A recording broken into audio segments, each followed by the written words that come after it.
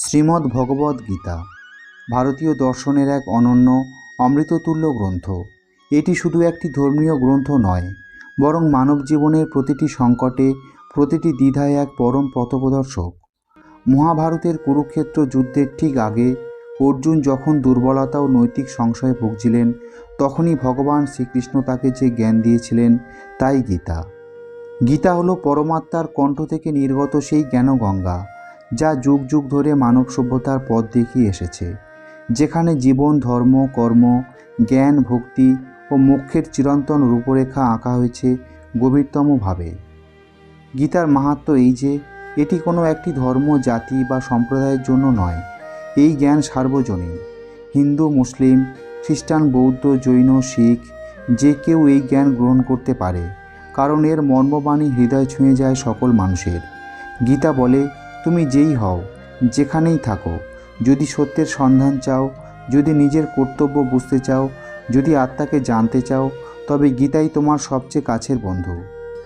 এই গ্রন্থে ভগবান শ্রীকৃষ্ণ নিজেকে পরিচয় দিয়েছেন একজন চিরন্তন সদ্গুরু হিসেবে, যিনি কেবল ঈশ্বর নন, বরং এক আদর্শ জীবন দর্শন। তিনি বলেন, কর্ম করে যাও, ফলের আশা করো না। এই একটি বাক্যই আমাদের দৈনন্দিন জীবনের যাবতীয় দুঃখ ক্লেশের অবসান ঘটাতে পারে। গীতা মানব জীবনের প্রতিটি প্রশ্নের উত্তর রাখে। জন্ম, মৃত্যু, ধর্ম, অধর্ম, পাপ, পুণ্য, আত্মা, পরমাত্মা, ঈশ্বর ভক্তি, কর্তব্য, সন্ন্যাস। এটি শুধু শাস্ত্র নয়, এটি জীবন্ত অভিজ্ঞতা। ভগবান শ্রীকৃষ্ণ এখানে শুধুমাত্র ধর্মের কথা বলেননি, তিনি বিজ্ঞান, মনোবিজ্ঞান, রাজনীতি, সমাজনীতি, আত্মশক্তি এবং সর্বোপরি মানুষকে মানব হিসেবে গড়ে তোলার পথ দেখিয়েছেন। এই কারণে শ্রীমদ্ ভগবদ্গীতা কেবল ভারত নয়, সারা বিশ্বের মনীষীদের জীবনে গভীর প্রভাব ফেলেছে। এসবের মাধ্যমে আমরা বুঝতে পারি, গীতা শুধুই একটি ধর্মগ্রন্থ নয়, এটি এক চিরন্তন আলোকবর্তিকা। জীবনের যে কোনো সময়ে যখন আমরা দিক হারিয়ে ফেলি, তখন এই গীতা শ্লোকই আমাদের আত্মার কাণ্ডারি হয়ে ওঠে। এটি একবার পড়ার জিনিস নয়, এটি অনুভবের, আত্মস্থ করার এবং প্রতিদিনের জীবনে প্রয়োগ করার।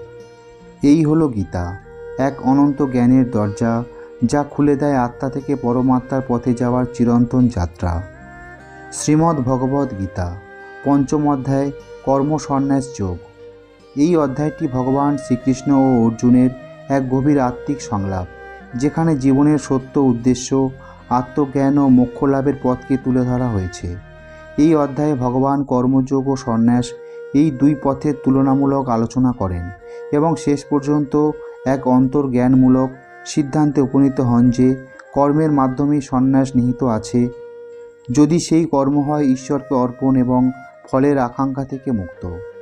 এই ভিডিওতে আমরা পঞ্চম অধ্যায়ের শ্লোকসমূহের বর্ণনা, তাত্ত্বিক ব্যাখ্যা এবং বর্তমান জীবনে তার প্রয়োগ নিয়ে বিশদভাবে আলোচনা করব। পঞ্চম অধ্যায়ের সূচনাতেই অর্জুন আবারও এক প্রশ্ন করেন, হে কৃষ্ণ, আপনি কর্মের পরিত্যাগ ও কর্মযোগ এই দুই পথের প্রশংসা করেছেন, কিন্তু এই দুইয়ের মধ্যে কোনটি শ্রেয় তা আপনি নির্ধারণ করে বলুন। ভগবান শ্রীকৃষ্ণ বললেন, সন্ন্যাস ও কর্মযোগ এই দুই পথই পরম কল্যাণের পথ, কিন্তু কর্মযোগই অধিক শ্রেয়। এখানে সন্ন্যাস মানে কর্ম পরিত্যাগ নয়, বরং ফলাভিলাষ বা ফলের প্রতি মোহের পরিত্যাগ। আবার কর্মযোগ মানে কর্ম করে যাওয়া, কিন্তু সেই কর্মের ফল নিজের অধিকার দাবি না করে তা ঈশ্বরের উদ্দেশ্যে উৎসর্গ করা। এই দুই পদ মূলত বাহ্যিকভাবে ভিন্ন হলেও অন্তরভাবে একই। উভয়ই আত্মজ্ঞানে লীন করে এবং মোক্ষের পথ তৈরি করে। কর্মের পরিত্যাগ নয়, কর্মে নিবেদিত থাকা। ভগবান শ্রীকৃষ্ণ বললেন, কর্মের সন্ন্যাস ও কর্মযোগ উভয়ই মুক্তির পথ, তবে কর্মযোগ শ্রেষ্ঠ, কারণ তাতে কর্মের মাধ্যমে মানুষ ধীরে ধীরে নিজেকে শুদ্ধ করে তুলতে পারে। ভগবান শ্রীকৃষ্ণ আরও বলেন, যে ব্যক্তি কর্মের মধ্যে থেকেও নিজের অন্তরকে অনাসক্ত রাখে, সেই প্রকৃত সন্ন্যাসী এবং প্রকৃত যোগী। অর্থাৎ গৃহে থেকেও যদি কেউ সংসার ধর্ম পালন করে, তবুও তিনি মোক্ষের পথিক হতে পারেন, যদি তিনি ফলের প্রতি আসক্ত না হন। এই অধ্যায়ে বলা হয়েছে যে মুক্তির পথ হলো দৃষ্টিভঙ্গির পরিবর্তনে। যে ব্যক্তি সমবুদ্ধি অর্জন করেন, অর্থাৎ সুখে দুঃখে, লাভ ক্ষতিতে, বন্ধুতে শত্রুতে, স্বর্ণ মাটি পাথরে যিনি সমান দৃষ্টি রাখেন, তিনি প্রকৃত যোগী বা মুক্ত। এই সমদর্শিতা অর্জনের পথ হলো কর্মযোগ। কর্মের মধ্যে দিয়ে মানুষ নিজেকে গড়ে তোলে, আত্মজ্ঞানে পৌঁছায়। কর্মজীবনে ব্যস্ত থেকেও যদি কেউ মনকে সমবুদ্ধিতে স্থিত করতে পারে, তবেই তিনি মুক্তির পথে চলতে পারেন। ভগবান শ্রীকৃষ্ণ বললেন, যিনি জ্ঞান দ্বারা আত্মাকে বুঝতে পারেন তিনি সমস্ত পাপ থেকে মুক্ত হন। গীতার ৫ম অধ্যায়ে আত্মজ্ঞানের গুরুত্ব অনন্যভাবে বর্ণিত হয়েছে। ভগবান শ্রীকৃষ্ণ বললেন, যিনি অনুভব করেন যে আমি কর্ম করি না, তিনি প্রকৃত জ্ঞানী। কারণ প্রকৃতপক্ষে সব কর্ম প্রকৃতি বা গুণ দ্বারা সংগঠিত হয়। আত্মা বা পরমাত্মা নিষ্পৃহ, নিরপেক্ষ এবং নির্জীবের মতো কেবল দর্শক। এই উপলব্ধি মানুষকে মুক্ত করে। যখন কেউ উপলব্ধি করে যে সে কেবল দেহ নয়, এই দেহের অন্তরে বিরাজমান অচঞ্চল আত্মা, তখনই প্রকৃত মুক্তির সূচনা হয়। কর্মফল পরিত্যাগ হলো প্রকৃত সন্ন্যাস। গীতার অন্যতম মূল বার্তা হলো কর্মের রত থেকেও ফলের আকাঙ্ক্ষা ত্যাগ করো। এই কর্মফল পরিত্যাগই হলো প্রকৃত সন্ন্যাস। ভগবান শ্রীকৃষ্ণ বললেন, যিনি কর্ম করেন কিন্তু তার ফলের প্রতি আসক্ত নন, তিনি সন্ন্যাসী। কারণ এই ফলের আকাঙ্ক্ষা মানুষকে পুনর্জন্মের বন্ধনে আবদ্ধ করে।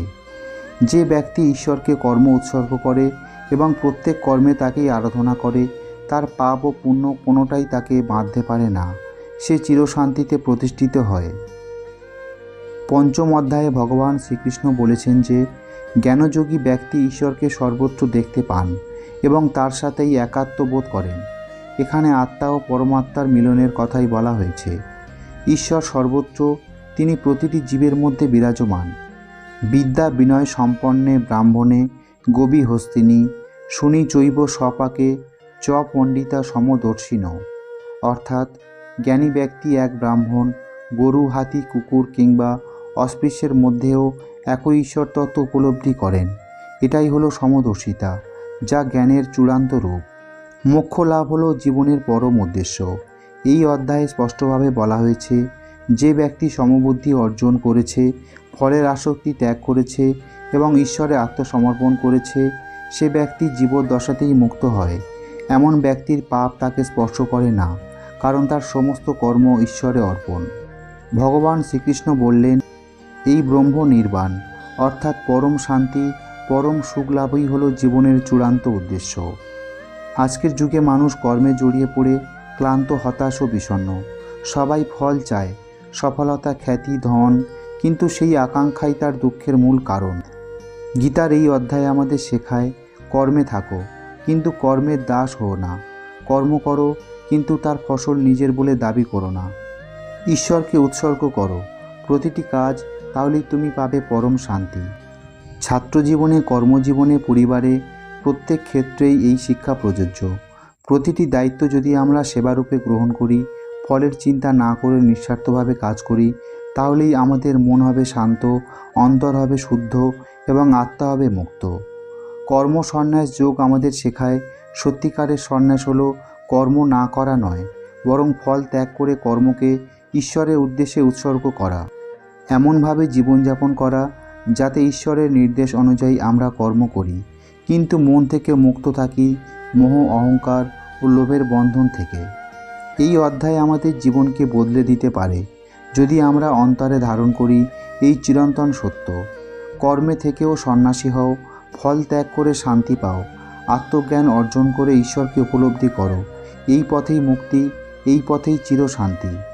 শ্রীমদ্ ভগবদ্গীতার ৫ম অধ্যায় কর্ম সন্ন্যাস যোগ আমাদের জীবনের এক গুরুত্বপূর্ণ ও চিরন্তন সত্য শিক্ষা দেয়।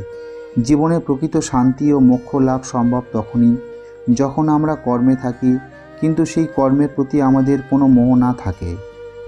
ভগবান শ্রীকৃষ্ণ এই অধ্যায়ে অত্যন্ত কৌশলে বুঝিয়েছেন যে শুধুমাত্র কর্ম ত্যাগ করলেই মুক্তি পাওয়া যায় না। প্রকৃত সন্ন্যাস অর্থাৎ কর্মফল ত্যাগ হলেই আত্মার মুক্তি ঘটে। যারা কর্ম করে যাচ্ছে কিন্তু তার ফলের আশা করে না, তারাই প্রকৃত যোগী, তারাই প্রকৃত সন্ন্যাসী। আজকের এই ব্যস্ত প্রতিযোগিতাপূর্ণ সমাজে মানুষ সারাক্ষণ ব্যস্ত থাকে নিজের স্বার্থ নিয়ে। লাভ লোকসান, সফলতা ব্যর্থতা, সুখ দুঃখের দোলাচলে দিশেহারা হয়ে পড়ে। কিন্তু গীতা বলে, এই জীবন আসলে এক বৃহৎ যজ্ঞের অঙ্গ। এখানে প্রতিটি কর্ম, প্রতিটি দায়িত্ব, প্রতিটি সম্পর্ক একটি সুযোগ আত্মাকে পরিশুদ্ধ করার।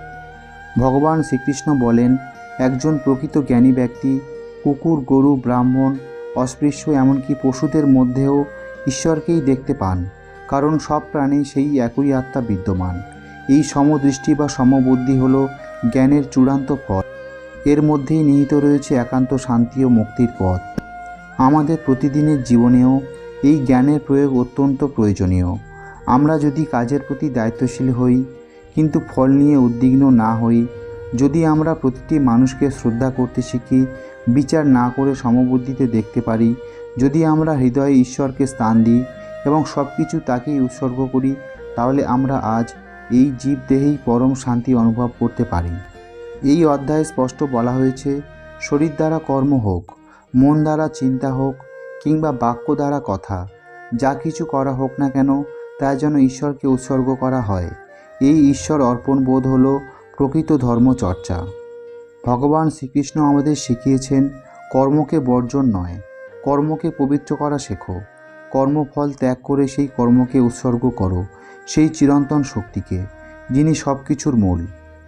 এমন জীবনযাত্রার মধ্যে দিয়েই মানুষ হয়ে ওঠে পরিণত, জ্ঞানী ও সত্যিকারের মুক্ত। মানুষ তখন আর সুখ দুঃখে বিচলিত হয় না, লাভ ক্ষতিতে দুঃখ পায় না।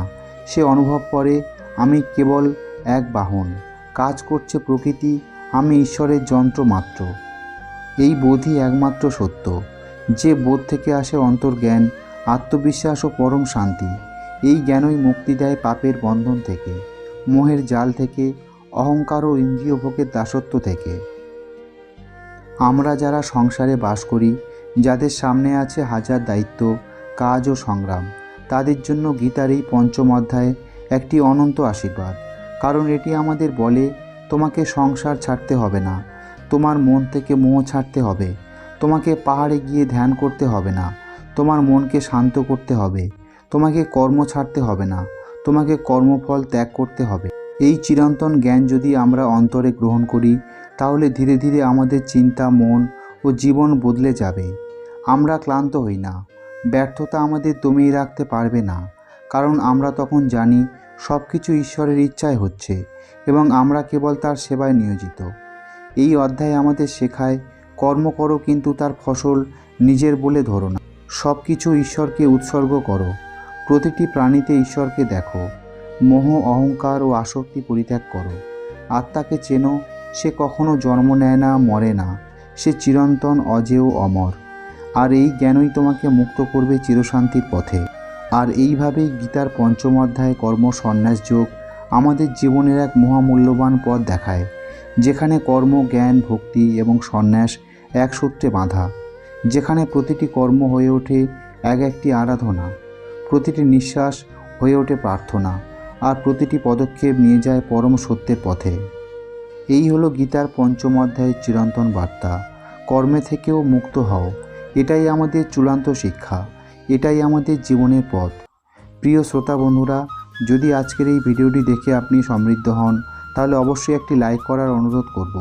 আর তার সাথে যদি আপনি আমাদের এই চ্যানেলে নতুন শ্রোতা হয়ে থাকেন, তাহলে অবশ্যই চ্যানেলটিকে সাবস্ক্রাইব করে রাখুন। সবাই ভালো থাকুন, সুস্থ থাকুন। মঙ্গলময় শ্রীকৃষ্ণের কৃপায় আপনার জীবন আরও সার্থক হয়ে উঠুক। রাধে রাধে, জয় শ্রীকৃষ্ণ।